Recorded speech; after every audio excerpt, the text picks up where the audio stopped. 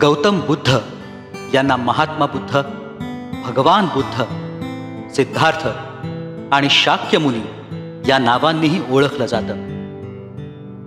भगवान गौतम बुद्ध यांचे विचार आजही मोठ्या प्रमाणावर मानले जातात. भगवान गौतम बुद्ध यांना शांती आणि अहिंसेचं प्रतीक मानलं जातं. गौतम बुद्धांचा जन्म इसवी सन पूर्व 563 मध्ये नेपाळच्या लुंबिनी इथे झाला. त्यांच्या वडिलांचं नाव शुद्धोधन आणि आईचं नाव महाराणी महामाया होतं.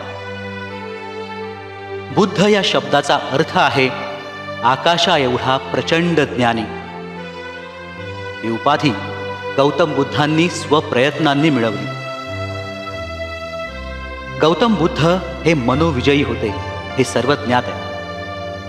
ते नेहमी शांत, सस्मित आणि प्रसन्न असत. त्यांच्या सहवासात येणाऱ्या लोकांनाही या प्रसन्नतेचा लाभ होत असे.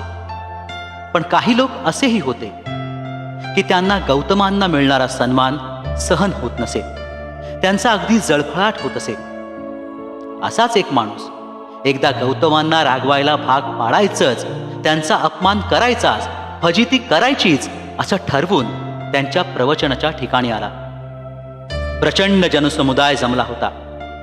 तथागत शांतपणे त्या समुदायाला मार्गदर्शन करत होते. तेव्हा हा माणूस तिथे पोहोचला आणि सर्वांसमोर त्याने गौतम बुद्धांना पाहून न भूतो न भविष्यती असे अत्यंत वाईट शब्द वापरले. जमलेले लोक अस्वस्थ झाले, संतापले, पण तथागत शांत होते. त्यांच्या चेहऱ्यावरील स्मित जरासेही ढळले नव्हते. तो माणूस बराच वेळ शिव्याश्राप देतच होता. बऱ्याच वेळाने तो थकून थांबला आणि डोळे मोठे करून गौतम बुद्धांकडे पाहत राहिला. गौतम बुद्धांनी स्मितहास्य केलं आणि त्याच्याकडे पाहत शांतपणे म्हणाले, मी तुला एक प्रश्न विचारू का? विचारा, तो गुरगुरला. जर तुला कोणी एखादी वस्तू भेट दिली आणि ती भेट स्वीकारण्यास तू नकार दिलास तर त्या भेटीवर मालकी हक्क कुणाचा? मालकी हक्क? त्याने प्रतिप्रश्न केला. हो, ती भेटवस्तू कुणाकडे राहील? गौतम बुद्धांनी विचारलं. इतकंही कळत नाही? सोपं आहे, ती वस्तू त्या देणाऱ्याकडे राहील, तो माणूस म्हणाला.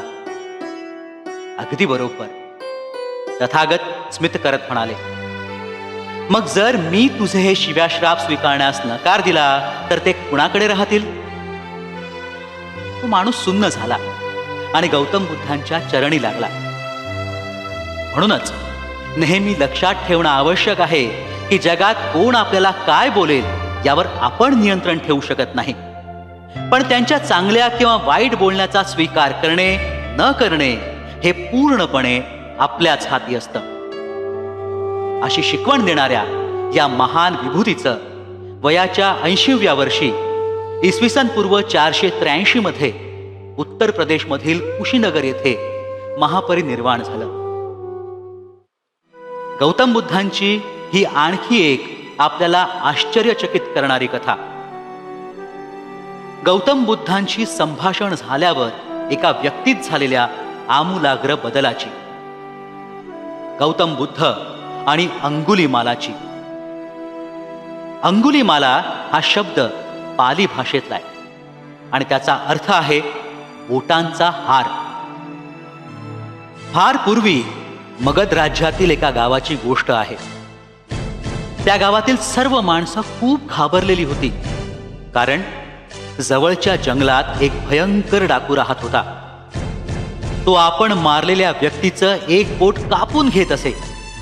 अशा 99 बोटांची माळ तो गळ्यात घालत होता, म्हणूनच त्याला अंगुलीमाला असं नाव पडलं होतं. एक दिवस जंगलाजवळच्या त्याच गावात महात्मा बुद्धांचं येणं झालं. लोकांनी त्यांना नमस्कार केला, आदरातिथ्य केलं. काही दिवस राहिल्यानंतर बुद्धांनी गावातल्या लोकांना विचारलं, तुम्ही सगळे इतके घाबरलेले का असता? लोकांनी त्यांना अंगुलीमालाची गोष्ट सांगितली. हे ऐकून भगवान बुद्धांनी त्या जंगलाजवळ जाण्याचा निर्णय घेतला. लोकांनी परोपरीने त्यांना विनवणी करून सांगितलं, स्वामी, तिथं जाणं धोक्याचं आहे, तो कोणालाही सोडत नाही. भगवान बुद्धांनी धीर देत त्यांना सांगितलं, म्हणूनच मी तिथे जाणं आवश्यक आहे, कारण त्याला माझी गरज आहे. भगवान बुद्ध वनाकडे जात राहिले. काही वेळात ते जंगलात पोहोचले देखील. महात्म्याच्या वेशात या एकट्या माणसाला शांतपणे येताना पाहून अंगुलीमालाला आश्चर्य वाटलं. त्याने मनात विचार केला, आता याला संपवून मी माझ्या गळ्यातली माळ 100 बोटांची करेन. बुद्ध चालतच होते. अंगुलीमाला त्यांच्या मागे धावू लागला, पण तो त्यांना पकडू शकला नाही. मग तो ओरडला, अरे वाटसरू, थांब, नाहीतर मी तुला ठार मारेन. देव म्हणाले, तू मला थांबायला सांगतोयस तर मी थांबलोच आहे, स्थिर आहे, तूच स्थिर नाहीस. अंगुलीमाला म्हणाला, उगाच काहीतरी बोलू नकोस, पण तू धाडसी दिसतोस. या जंगलात येऊन माझ्यासारख्या शक्तिमान शूरालाही तू घाबरत नाहीस. भगवान बुद्ध म्हणाले, जर तुम्ही स्वतःला खूप शक्तिशाली समजत असाल तर झाडाची काही पानं तोडून आणा. अंगुलीमालाने काही पानं तोडून आणली. आता भगवान बुद्ध म्हणाले, आता त्यांना पुन्हा झाडाला जोड. अंगुलीमाला म्हणाला, तुम्हाला समजत नाही का? एकदा तुटलेली तोडलेली वस्तू पुन्हा जोडता येत नाही. भगवान बुद्ध म्हणाले, मी तुम्हाला तेच सांगू इच्छितो की जेव्हा तुमच्यात काहीही जोडण्याची शक्ती नसेल तर काहीही तोडण्याचा तुम्हाला अधिकार नाही. कुणाला जीवन देण्याची शक्ती नसेल तर मारण्याचा अधिकार नाही. बुद्धांचं तेज आणि तरीही संयमपूर्वक पण अधिकारवाणीनं बोललेल्या या शब्दांचा अंगुलीमालावर मोठा प्रभाव पडला. त्याने तत्क्षणी आपलं शस्त्र खाली टाकलं आणि म्हणाला, आजपासून मी कोणताही अधर्म करणार नाही. मला आपल्याजवळ राहण्याची अनुमती द्या. आपल्या पायाजवळ नतमस्तक झालेल्या अंगुलीमालाला भगवानाने उठवलं आणि त्यानंतर अंगुलीमाला संन्यासी झाला.